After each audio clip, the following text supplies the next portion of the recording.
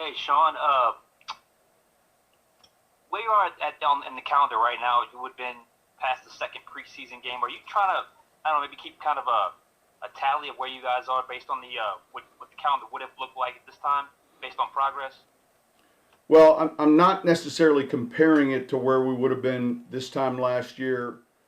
You know, we knew when we set the calendar with this year's schedule where we expected to be. It was a big 2 minute install today, and our goal is to obviously Tuesday we'll be off, and then to get back in the pads and have more of a scrimmage type of a setting here towards the latter part of the week. So we're on schedule based on what we laid out. Now, compared to in years past where you're playing preseason games, it would be a little different.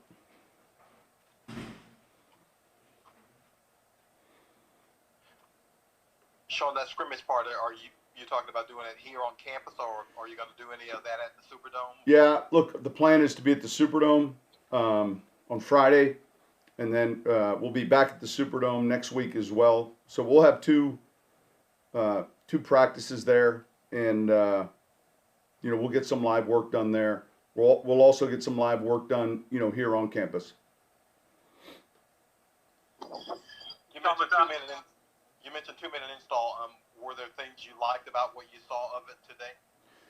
Yeah, look, it's all the details relative to, playing fast, defensively, communication, making sure we're on the same page, and then understanding the multiple situations. There's so many of them: end of half, end of game, ahead 3, ahead 6, same way offensively, and so it's going through those, discussing those, and then we got some live practice reps today. Creating those type of situations. Sean, with Caesar at center for a couple days now, has that been pretty clean? Have you liked what you saw so far? Yeah, look, we'll see the tape today. Yesterday, there were some good things, and then things that we want to see both he and Eric clean up.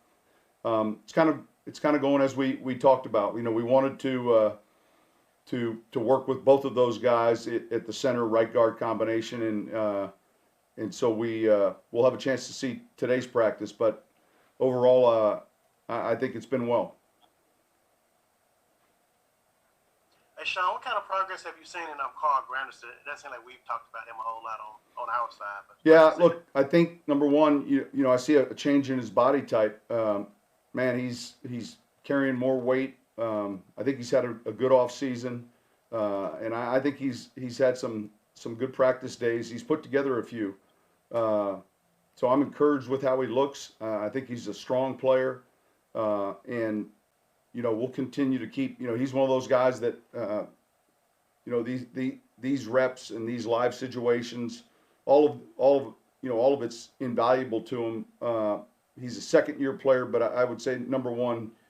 He looks to be heavier, but also stronger.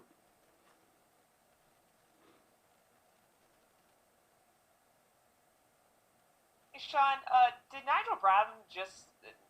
I guess why was he released? Did he just fall down the depth chart with some of these young linebackers? Yeah, look, we're working constantly, evaluating all the snaps and looking closely at these guys, and it was a decision we made just based on what we had seen so far, and we're going to get some of these younger guys more work.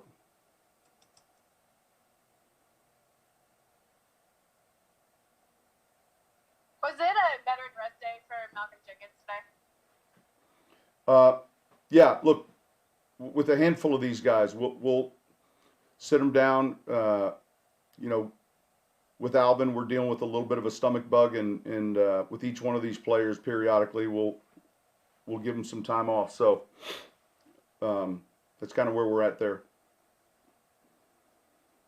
Sean, I saw Drew and Emmanuel Sanders working like when y'all were doing punt, they were kind of off to the side, chatting through like a route they ran during team. How was that connection coming along, and just with the kind of limited time that you have, how important is it to kind of get that down now? Yeah, look, I think we're right in the middle of it. you know, there'll be subtle things that he's picking up very quickly on, and then a few other things that you know, we need to be on the same page with.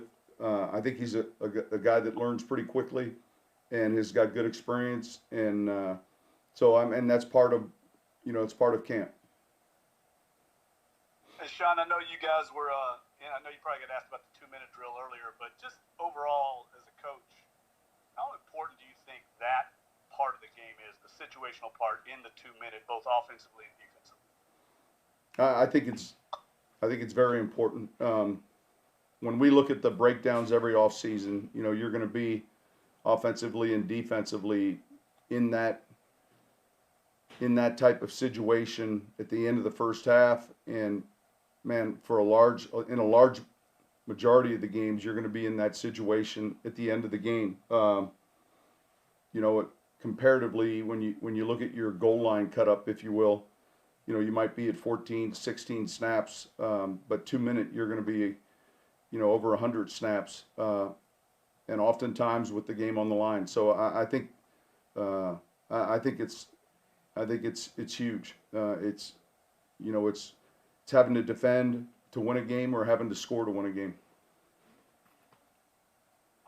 Ethan Greenidge got into some work with Ramczyk, not there today. What have you seen from him in his, second camp? He's had some good flashes. I think he's becoming more and more consistent. He's a good athlete, and you know, I'm encouraged with his progress so far.